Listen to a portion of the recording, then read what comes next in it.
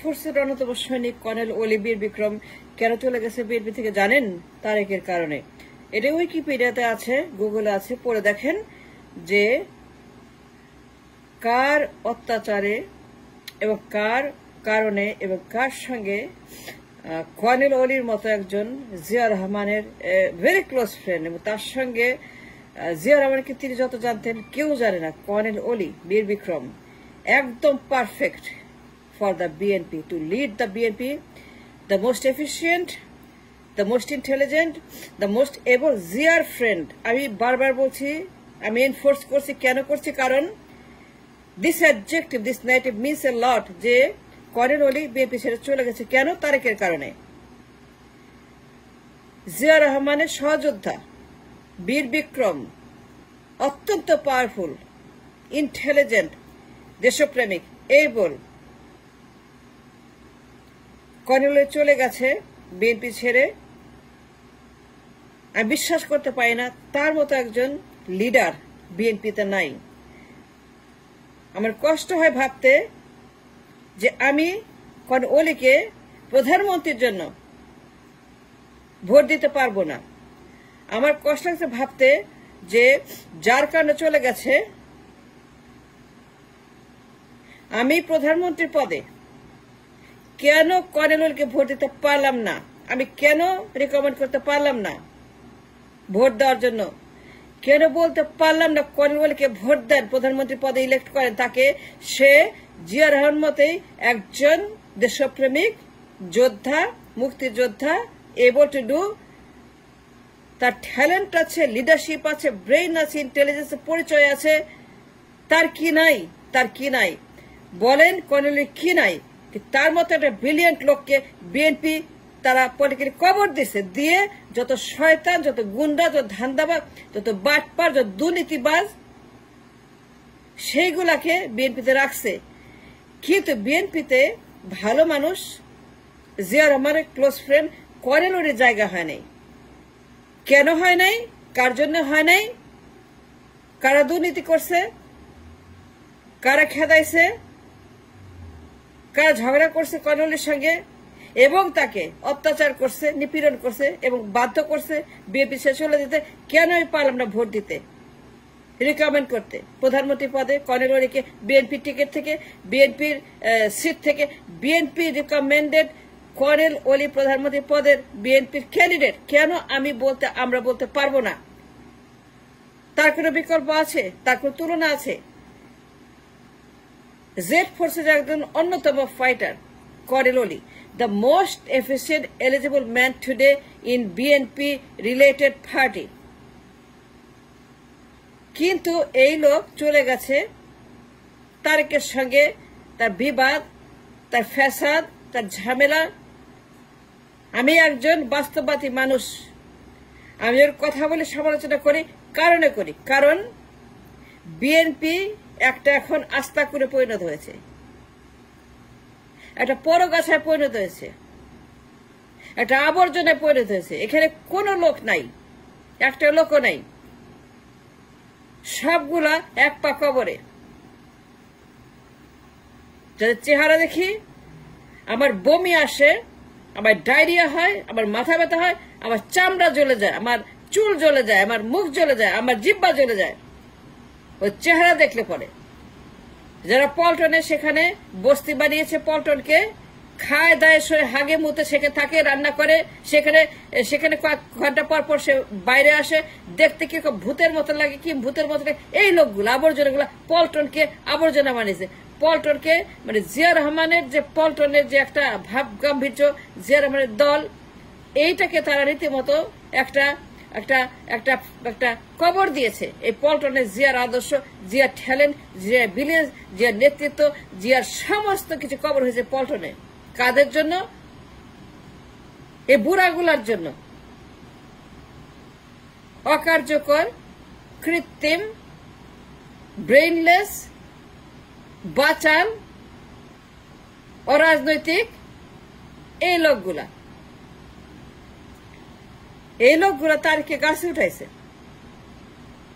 একটা পোলা পাইন যে জীবন এমপি হয় নাই, দেখেন বাস্তববাদী, কিন্তু আমি এই দেশে অনেক কিছুর সঙ্গে যুক্ত, পলিটিক্যালি, ইকোনমিক্যালি, সোশ্যালি অনেক কিছুর সঙ্গে আমার কানেকশন আছে, লেখাপড়া আছে এবং আমার অভিজ্ঞতা আছে, আবার লিডারশিপ আজকে কর্নেল ওলি যদি থাকতো এই টিকেটে, আমি বিএনপির পক্ষে লবি করতাম, প্রচার করতাম, থাকতাম এবং বলতাম নির্বাচনের সময় ওলিকে ভোট দেন, তাকে প্রধানমন্ত্রী বানান। আমি বলতাম, কোনদিনই বিএনপির বিরুদ্ধে কথা বলতাম না, এক সেকেন্ডের জন্য না। আজকে যারা জিয়া রহমানের যোগ্য প্রার্থীকে, যোগ্য লোককে বের করে দিয়েছে বিএনপি থেকে, বাধ্য হয়ে চলে গেছে অত্যাচারে তারেকের। লুকিয়ে দা গুগল, লুকিয়ে দা উইকিপিডিয়া, সত্য না মিথ্যা কথা বলতেছি। And that's a fact. আমি বাস্তববাদী, আমি প্র্যাগম্যাটিস্ট, আমি কাজ করে খাই, আমি ডলার চিনি, ওয়াল স্ট্রিট চিনি, আমি হোয়াইট হাউস চিনি, ক্যাপিটাল হিল চিনি, আমি জানি নেতৃত্ব কাহাকে বলে।